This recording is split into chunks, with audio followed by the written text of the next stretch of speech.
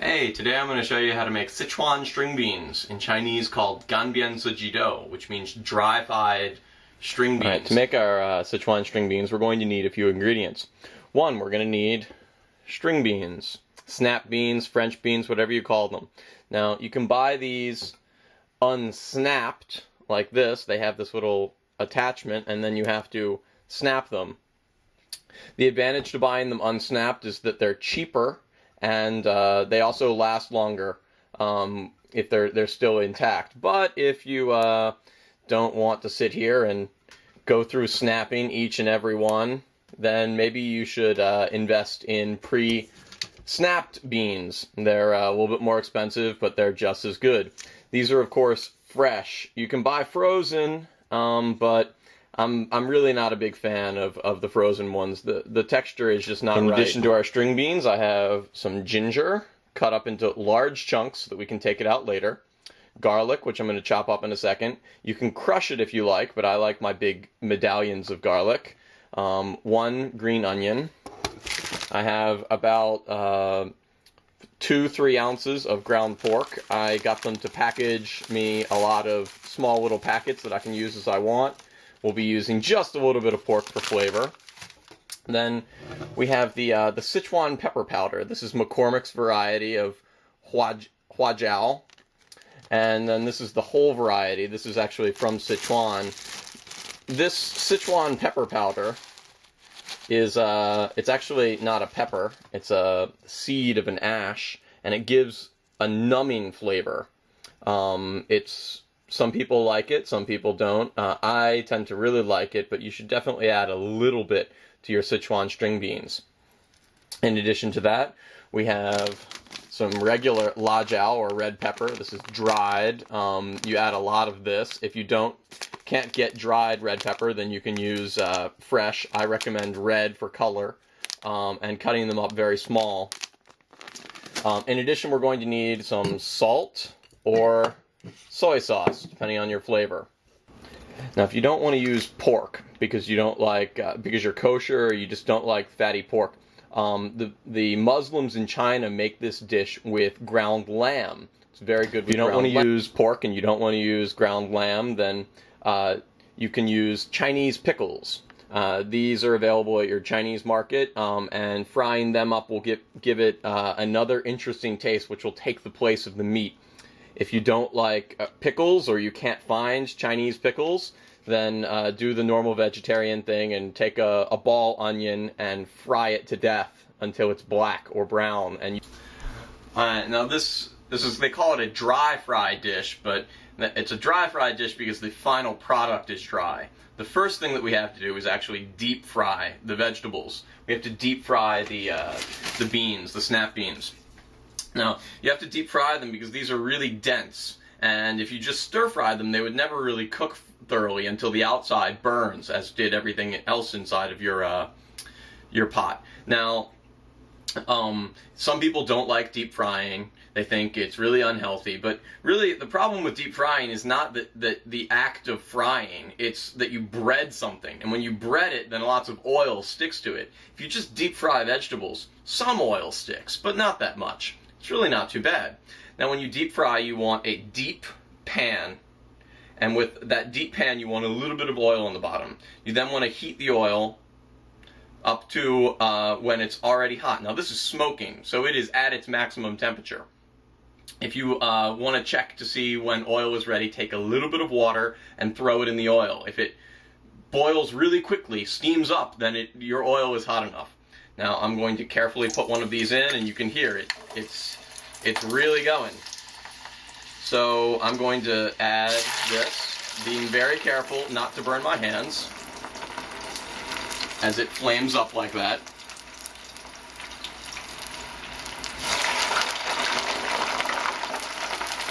Again, being very careful. The hotter the oil is, the faster this will go, and the less oil will get absorbed.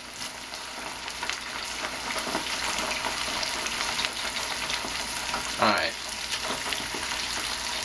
Now we've let down to a slow fry. We want to be able to stir this. Now, as these are frying, when they start to get blisters on them, when they start to be fully cooked, then you want to take them out, and you can put more in as you go. Alright, now that all the green beans are done, it's time to get to the dry fry part. Now, as I was saying, there's not that much oil in this.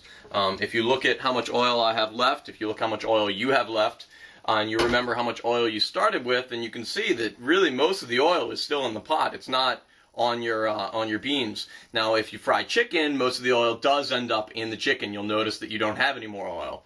This oil has just been used to fry beans, so we can save it. We can use it and fry something else if you like, or you can get rid of it. But it's kind of wasteful just to fry one thing and then get rid of it. All right, now for the dry fry, I'm going to start out with the pork. Just going to flop that in there. Break it up as much as possible. Get it to cook. Want just the flavor of pork in here. I have my pan very hot. Brown it quickly. Really, nothing here is all that special. I'm going to continue to break up these little pieces of pork. I'm going to throw in my ginger. Let the flavor of the ginger get absorbed. Now most of my pork is pretty much cooked.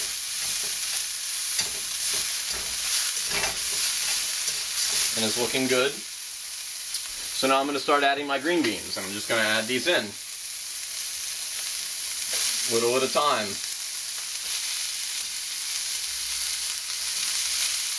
And they're of course covered in oil, so you really don't need that much oil in the pan. The pork will no longer burn. As you're doing this, you can add your garlic in.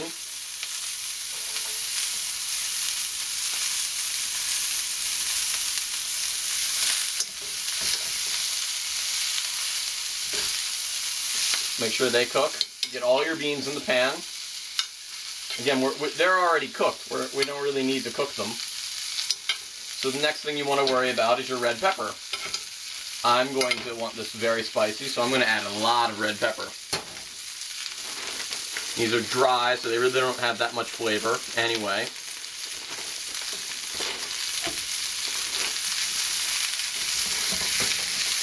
Mix them around. Try and get them everywhere.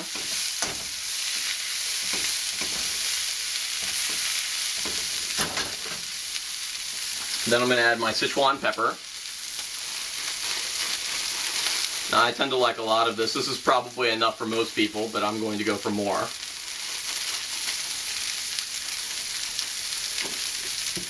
And I'm going to add some of the powdered second.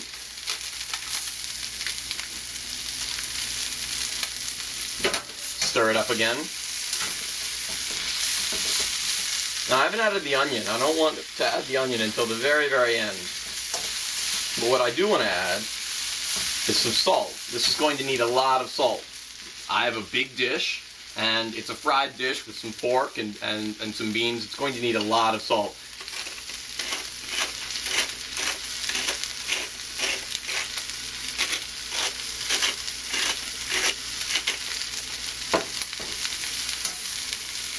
Mix that around.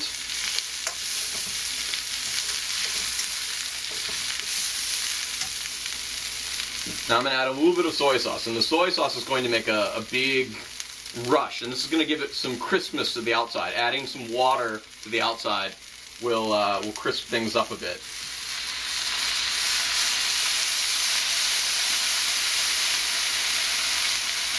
And then we're pretty much ready to eat. Serve next to rice, or alone, some other Chinese dishes, or with Western food. It's all good.